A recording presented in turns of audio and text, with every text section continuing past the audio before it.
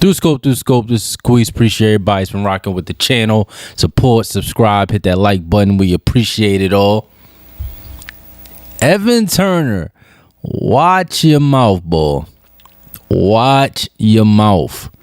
See, it's guys that are former players that played for Philly teams that don't got the most favorable things to say about us. We could let that go.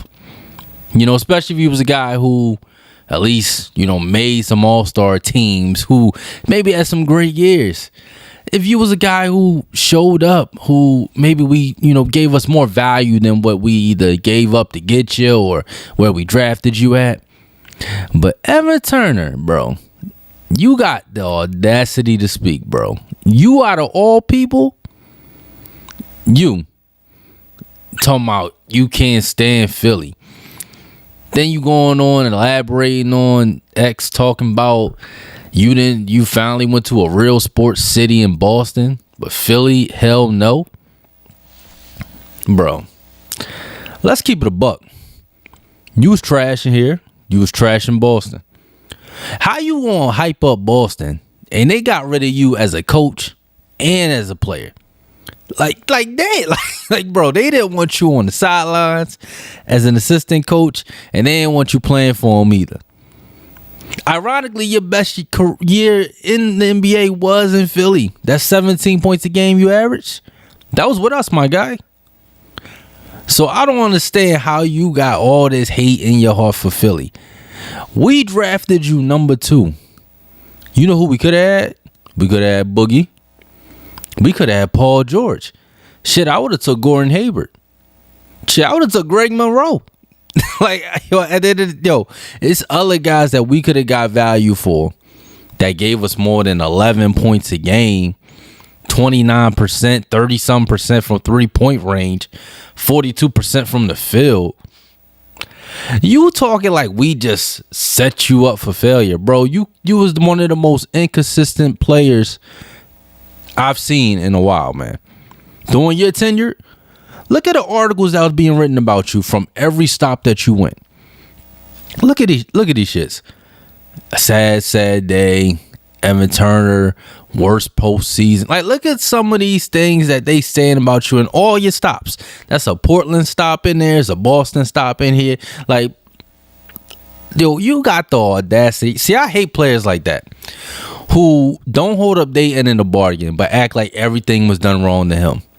Now, the Sixers ain't the best organization. I hate the organization up top more than not. But when we drafted you, the year before we was like 27-55. We drafted you, made some changes. We was 41-41. Made the playoffs, lost to the Heat. Bron, Big 3. First round. Okay. The next year, we went in a lockout season 36-31. No, in fact, what was it? 33-31. Or was it 35-31? Somewhere around 35-31. Went to the semifinals. Lost to Boston. So we going upward in your early career. Your first 2 years here, you already enjoying playoff success. We not fumbling. We not tanking. Like, we going upward. Now, we took some steps back after that. I ain't gonna lie. After that, it got a little murky. We was trashed that year after that. We traded away Drew. We traded away everybody. And then, we became shit. But we gave you the keys, though. That last couple of years when we traded Drew and all them, you was only on the court with Thaddeus Young, MCW, like Spencer Hawes. You had ample opportunity to show you are number one. And know what you did? Trash. So I don't want to hear all this here like Philly is a horrible talent. Like, bro, you got what you deserve, bro. Like, you was trash. You was inconsistent. You wasn't even playing hard most nights, bro. Like, you know what? I got a funny Evan Turner story, bro. Homie was so looking to be validated. I remember I saw him at King of Prussia Mall one time. All he was doing was walking in the stores, making sure everybody saw him, and then walked out. It's like he was looking for people to run up for him and like get an autograph or come and chase him. I said, yo, Evan Turner. He turned around with the happiest smile that I ever seen. Boy was like, yo, finally somebody recognized me. He was just walking in stores. Nobody was coming up to the homie. Nobody. I know what I was bothering him, dog. Like, you could tell because he was just walking around looking over his shoulder, just looking for people to run up to him. Man, yo, you ain't like that, bro. You ain't like that. And I'm not. You was good enough to make it to the NBA. I ain't coming at you saying you ass in basketball, nothing like that. But the value that we got for you at that pick, you ain't live up to the hype. You ain't live up to what we drafted you as. Your whole career wasn't, bro. You end up being a bench player.